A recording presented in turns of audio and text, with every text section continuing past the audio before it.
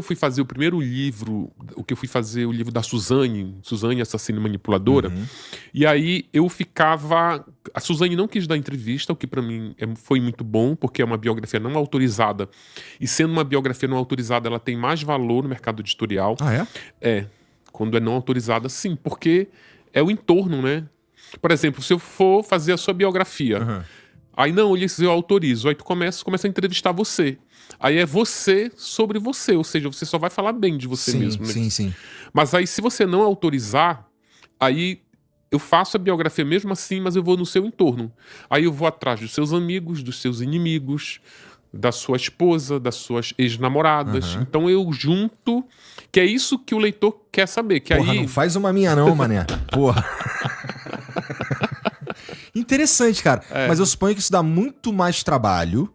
Mas qual que você prefere? Vamos lá. Você preferiria que a Suzane tivesse autorizado e, portanto, você... sei lá, suponho que o trabalho seja mais fácil nesse sentido, que é a entrevista e pega lá as informações, monta e tudo mais. Eu entendo mesmo, agora que você explicou, eu entendo que o outro, a não autorizada, parece ser mais interessante, Sim. né? Mas dá muito mais trabalho. Qual que você prefere? Eu prefiro a não autorizada. Primeiro que a não autorizada vende mais. Tá. Tem um exemplo que é muito clássico. O público sabe dessa dinâmica toda? Você tem que dizer na abertura do livro. Tá. Tipo, sabe. Ele geralmente sabe pelo tipo de texto. É muito raro uma biografia autorizada que seja muito boa. Por exemplo, a biografia da Rita Lee, ela mesma escreveu. É uma biografia mega autorizada porque ela que fez. Mas é uma biografia, tipo, ela não se poupou, sabe? Entendi. Porque o que acontece? A pessoa tem alguns aspectos da vida que a pessoa não quer que se torne público. Vou te dar um exemplo muito bem clássico, a biografia do Roberto Carlos. Tá. Existia um tempo atrás no mercado uma biografia não autorizada e aí ele entrou na justiça, conseguiu bloquear essa biografia porque tinham coisas da vida dele que ele não queria que se tornassem públicas. Por exemplo, o acidente que teve lá na linha do trem, que ele perdeu uma perna. Então ele não queria que aquilo tivesse lugar nenhum. E aí ele conseguiu impedir a publicação dessa biografia. Foi a partir daí, inclusive, que se criou uma jurisprudência de que não é proibido escrever biografias não autorizadas, porque tem países que você não pode. Se a pessoa não autorizar, você não escreve. E aí ele próprio lançou uma biografia autorizada, mas ela não vendeu nem 10% do que a outra. Muito Como essa outra foi interessante. proibida, você pode encontrar ali no mercado clandestino por R$5.000. Nossa. Eu acho que se chama Roberto Carlos Sem Limites. Tu já leu? Eu tenho. Entendi. Eu ganhei, cara. Um fã me mandou. Porra, que maneiro. E a história, e o que tá escrito ali sensacional. É um jornalista que fez, né? Em geral, essas biografias não autorizadas são feitas por jornalistas? São feitas por jornalistas. Porque tem todo um trabalho... Tem que ter critério jornalístico, né? Porque não adianta, por exemplo, você me contar... Ainda usando o teu exemplo, alguém contar algo que desabone a sua reputação e eu simplesmente dar crédito. Não, tem que checar isso. Eu tenho que ficar me cercando. Como é que você prova isso que você está dizendo? Bom, foi assim que tu construiu o teu nome, né, cara? Sim. Tomando esse tipo de cuidado. Exatamente, porque a desmoralização de uma biografia, de um livro-reportagem, ela vem de um dado errado, ela vem de uma contestação. Por exemplo, fizeram uma biografia não autorizada do Zé Dirceu, que eu não lembro o nome agora, que era uma biografia que era considerada muito boa, mas ele desmoralizou a biografia dizendo que estava errado. Eu não lembro agora se era a cidade em que ele nasceu ou a data do nascimento dele. Ou seja, se a pessoa erra uma informação tão básica, e aí por conta dessa brecha o biografado entra e desmoraliza o todo. Invalida tudo que tem ali, especialmente o que desabona, né? Sim, porque, tipo, se o cara não sabe nem a cidade que ele nasceu, como é que eu vou acreditar que essa denúncia contra ele é correta? Então, é mais ou menos isso. Eu, graças a Deus, não tenho nenhuma contestação. A Elise Matsunaga fez uma contestação na biografia dela, mas como ela fez a contestação antes da publicação, eu mantive a informação que ela contestava e já coloquei a contestação dela embaixo. Justo. Tipo, então eu vou fazendo muito isso, né? Eu não abro mão da informação, mas eu lanço mão do desmentido, porque isso ajuda a dar mais credibilidade. Eu acho incrível. Jornais, revistas, veículos de comunicação que costumam se corrigir, eles têm mais credibilidade, porque o leitor sabe, não, eu vou ler isso aqui acreditando em tudo que está escrito. Porque se tiver alguma coisa errada amanhã, eles... Por isso que a Folha de São Paulo é um dos jornais de maior credibilidade. É o jornal que mais... Ele tem uma seção chamada de Ramos, que tudo que tiver errado na edição anterior, ele corrige na próxima edição. Honesto, isso é uma atitude honesta, no fim das contas, né? E alguma das que tu escreveu era autorizada? Não, nenhuma. Nenhuma, né? Nenhuma. Por isso que assim, agora, é o trabalho que dá, né? É o trabalho que dá. A Suzane, eu tenho obrigação jornalística de procurar por essas pessoas, né? Tipo, olha, eu tô fazendo uma biografia, você quer participar, quer ajudar, quer dar entrevista? Eu vou assim rezando pra eles dizerem não. A Suzane disse que queria, mas ela impôs uma condição que era que eu não falasse sobre religião. Porque, na verdade, o livro nasce muito em função de uma reportagem que eu fiz com ela para a revista Veja, quando ela saiu pela primeira vez. Daí, o filho do livro é essa reportagem. E aí, ela disse, se não abordar religião, porque ela entrou na penitenciária em 2002, católica. Lá dentro, ela flertou com o espiritismo, e depois se tornou evangélica. Inclusive, tinha um sonho de ser pastora. Então, isso dava uma incoerência nela como um personagem muito grande, porque ficava muito claro que ela ficava migrando de religião por conveniência dentro da penitenciária, para ter poder, no caso, quando ela queria se tornar pastora, era para monetizar. E aí ela queria que eu não abordasse isso. Só que aí esse tipo de acordo não se faz.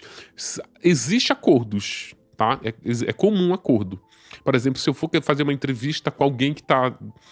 Alguém neste momento que todo mundo tá querendo entrevistar. Aí essa pessoa diz, eu dou uma entrevista, mas se você não falar desse assunto. Se tu trabalhar no jornal, tu consulta teu editor, o chefe lá, se ele autorizar, beleza. Mas, nesse caso de acordo, aí eu achei importante abordar a religião dela dentro da cadeia, e eu disse, olha, não tem esse acordo, então não quero participar, beleza. E é uma puta desculpa pra tu também, né, cara? Qualquer coisa que o cara quiser impor, então não vou, vou fazer uma não autorizada aqui. Sim. A Elise Matsunaga, quando eu procurei por ela tinha já assinado um acordo com uma produtora para fazer aquele documentário da Netflix. Quando se faz quando você participa de um documentário, você assina lá uns termos que você não pode dar entrevista. Entendi. Até porque tem que valorizar o que a mulher tá falando no documentário e não no que tá saindo na mídia. E aí ela disse, olha, eu não posso. Mas aí ela escreveu uma carta endereçada à filha e me mandou essa carta para eu publicar no livro. E inclusive é uma das partes mais emocionantes do livro, é isso. É que ela se comunicando com a filha através de uma carta. Algum criminoso te procura na intenção de que você escreva sobre eles? Um monte. E tem algum... Eles acham que faz livro assim na feira, né? Imagino. Eles acham que eu tenho uma fábrica lá que tá rodando. Que é facinho, assim, né? Só parar e aí vou escrever tudo que você tá falando, então, como se fosse assim, né? Mas assim, não, sendo honesto, eles me procuram muito pra os... Tem uns, assim, que acham que o crime que eles cometeram é muito importante, que merece um livro só pra eles. Mas o forte de todos os meus livros, que, por exemplo, a Suzane é a biografia da Suzane, mas o que as pessoas gostam muito, que acabou virando uma marca do meu trabalho, são as histórias paralelas.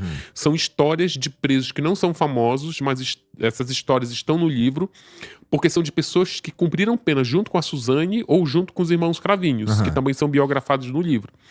Então, como são histórias de presos anônimos, então as pessoas ficam muito interessadas. Até porque eu faço ali uma curadoria, eu escolho crimes assim que eu acho que vale a pena contar. E aí essas pessoas já sabem que tem essas histórias paralelas, aí elas ficam meio, olha...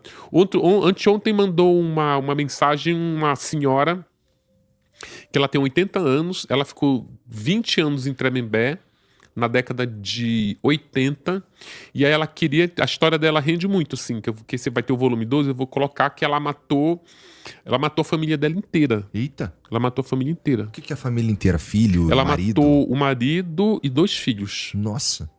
Na verdade, acho que ela ficou mais lá na penitenciária, acho que ela ficou uns 30 anos. Essa tem história ali, né? 30 anos dentro de um presídio tem... E ela tá no asilo agora. Tá. E aí ela me mandou uma... Não foi nem ela, foi a cuidadora dela me mandou uma mensagem. Ela quer... Tem muitos presos assim, sabe? Que que já estão assim bem idosos, que eles querem, eu queria ter minha história registrada, que tem muito isso, né? Um livro, Igor, ele é um registro histórico, ele é um documento. Então as pessoas, elas se sentem prestigiadas de ter ali a... Eu defendo que os crimes, principalmente os crimes de repercussão, eles ajudam a contar a história da sociedade de um país, né? Você vê o quão uma sociedade é violenta quando esses crimes eles repercutem muito. Então algumas pessoas já entenderam isso e pedem muito para participar nesse sentido. Entendi. Mas você diria que existe um tempo médio pro cara aceitar? Varia de um para um, aí é individual. E é sempre assim, né, cara? Tudo de tudo. Eu entendo. Agora, conversando Eu te contigo... conto aqui várias histórias de pessoas que saíram da cadeia e pediram para voltar, bateram lá na penitenciária. É sério? Sim, tem. Por quê? Ou porque tem um caso que é de um que estava apaixonado por um preso e mantinha uma relação homoafetiva dentro da penitenciária, só que não é Tremembé não, é na de Iaras.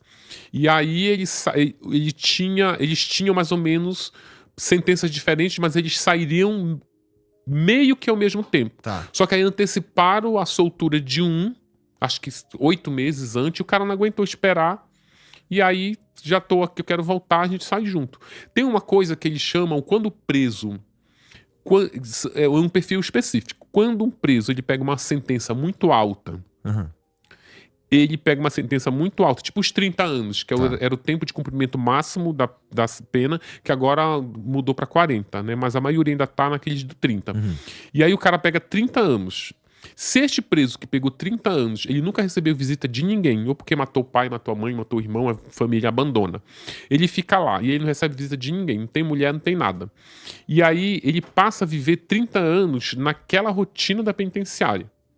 Se ele tá 30 anos, ele vai sair pelo cumprimento máximo da pena, ele não progrediu, ou seja, ele não chegou ao regime semiaberto para sair a conta-gota. Então a vida deles, a visão de mundo que ele tem é da penitenciária.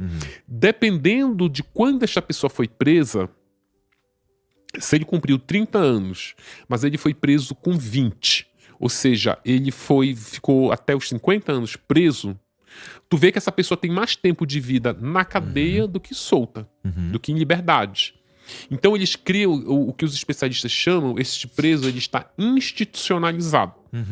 Todos os parâmetros de vida, o ciclo social, as relações amorosas, a relação com o trabalho, toda a relação com o mundo está ali dentro. Então quando abre a porta da cadeia ele sai, não sabe nem o que fazer. Isso não, é muito interessante, cara. Existem muitos casos assim, cara? Tem. Não é a maioria, mas tem muito. Tá. E esses caras, vamos lá. O maníaco é por exemplo, a família nem quer o maníaco de volta em casa. Eu vou publicar no blog a história do Chico Picadinho. O Chico Picadinho, ele vai completar 50 anos de prisão. Ele tá com 80 e poucos anos, vai completar 50 anos de prisão. Agora me fala, o que nunca saiu? O que uma pessoa que tá com 80 anos, com 50 anos preso, vai fazer do lado de fora da cadeia? Sendo que lá dentro ele ouve rádio, ele tem a cama dele, ele ainda tem isso, né? Às vezes você vai com uma sede na liberdade, tô livre. Mas onde você vai comer? Onde você vai morar? Onde você vai dormir? Onde você vai trabalhar? Onde você vai trabalhar? Com quem você vai conversar? Tá tudo ali. A pessoa prefere ficar... A cama dela tá lá pronta, né? Tem uma coisa que os presos, eles têm boa saúde, porque eles fazem tudo o que o médico manda a gente que tá livre fazer, a gente não consegue, que é, olha, 8 horas de sono, você tem que ter hora pra comer, você tem que ter hora pra acordar, você tem que ter hora pra isso. Lá eles têm marcado no relógio.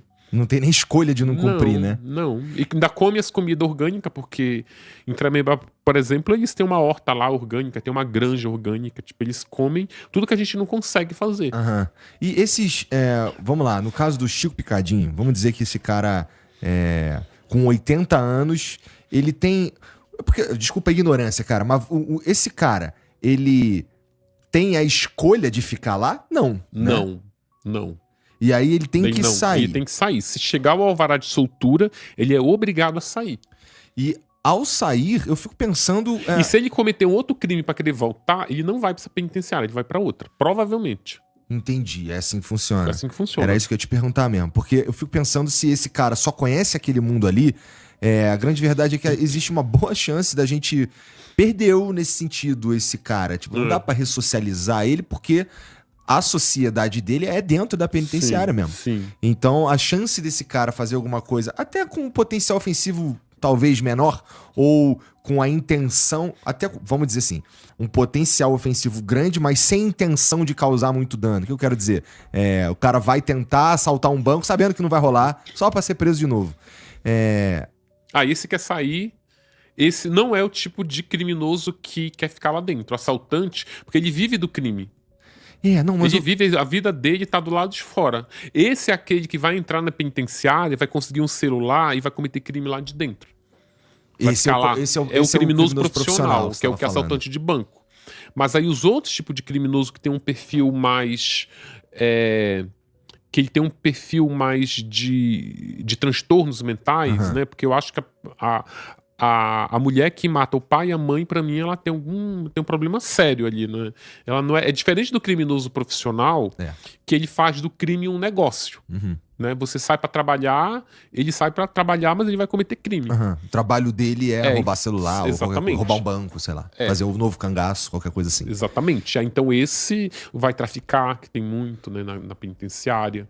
Aí é um outro perfil. Esse é o perfil que, se a muralha do presídio desabar, ele foge.